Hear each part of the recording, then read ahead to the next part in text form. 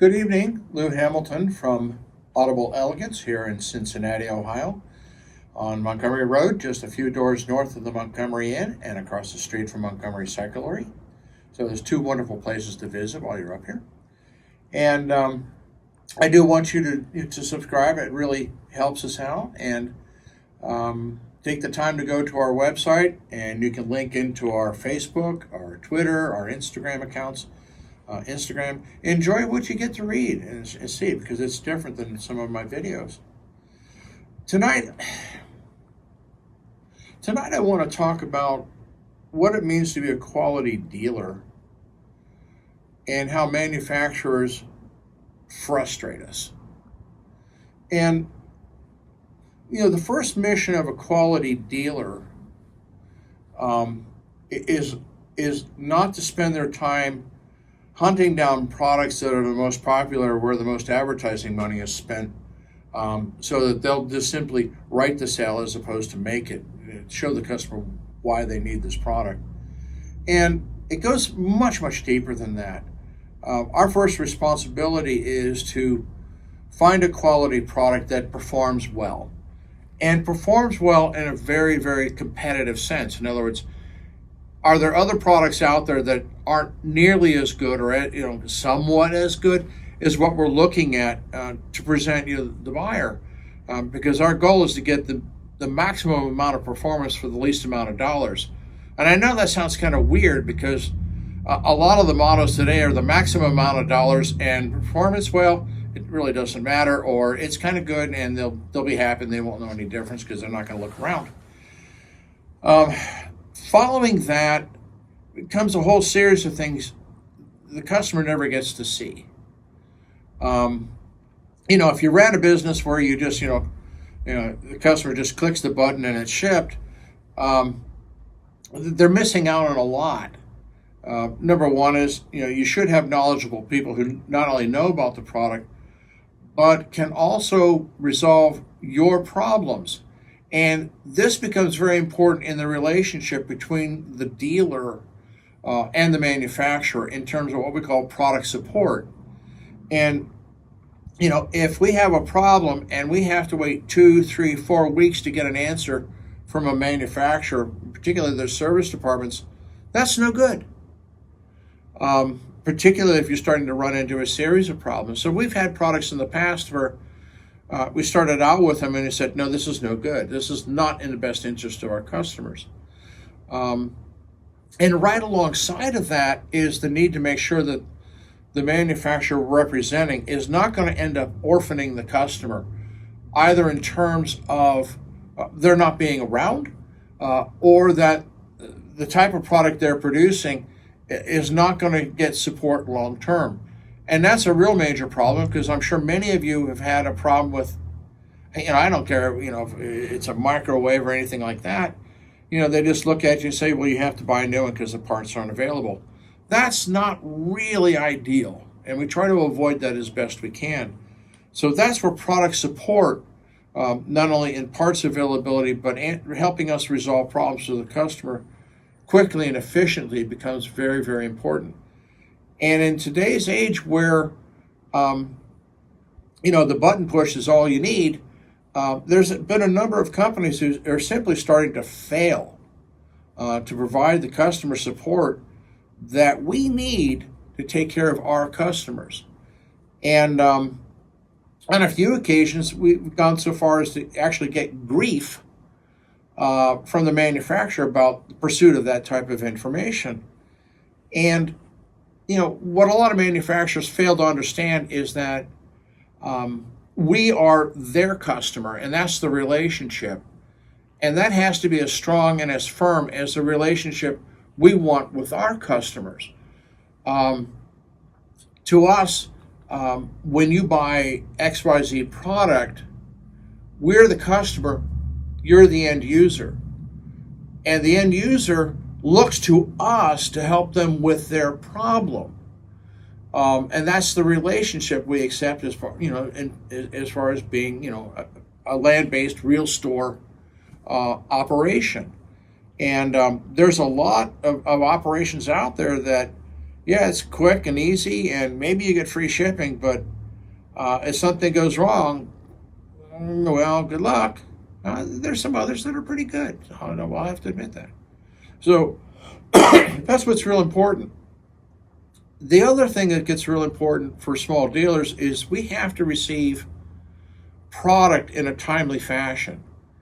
And this has become more and more of a nightmare for us, um, for the independents, which is why manufacturers are responsible for why you don't have a local store anymore.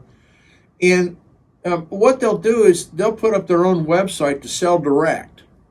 Um, and on the argument that, well, there's not enough dealers out there, and there's some people in some parts of the country that want to buy our product and there's no one available. Well, I follow the logic of that a bit, but a lot of manufacturers, and we've had to deal with this on more than one occasion, where their website, if you click the button and they promise immediate shipment and they show it in stock, when we've placed orders for a similar item, they'll tell us we're on back order or it's not available. So sometimes we have to call, a week or two and find out, where's our stuff? And we've had some manufacturers play the game as much as 3 or 4 weeks. This is not COVID problems, people. This is about how a manufacturer is not supporting the dealers that, they claim to want. And so, I apologize in the sense that sometimes it takes us a little bit to get the product, but we don't know where the truth lies. If we get into this probable deniability game of whether they really have it or not. So we've actually taken to the sport of going to their website and preparing to do everything to order it, and then send them a screenshot of it and saying, okay, I can order directly from you, but why am I on back order? Why is my relationship with my customer being screwed up because, frankly, you don't have your shit together? Or is your intention something else? And so that interferes with the relationship, we try to do with customers. I just had one a few weeks ago. I think I got a nice Google review on it. The guy called up about a problem with a product that we sold 28 years ago, maybe 30. And I was able to give him enough information as to where to look and what to check to help him understand how to help, try to resolve his problem. And he did all of the testing and such that I suggested he do with the product that he had. It was actually a system. And unfortunately, he kind of narrowed it down to the speakers, and what we were talking about were Lin cans. And the Lin can speaker was basically a very self-contained sealed speaker. So taking it apart takes a lot of care without screwing something up. And he found somebody up in New York who claimed to have the knowledge and was willing to do it. And I haven't heard the results, but at least he was able to identify down where his problem could lie. And I was very thankful for the review. And but that's what a good dealer does. I mean, we don't abandon the customer the minute there's a problem. And what a lot of people really don't understand is that when we do encounter a problem with a product, we are not paid by the manufacturer to fix it. They may give you the parts under warranty, but the cost of the labor and the time and effort to make the repair, they don't pay us.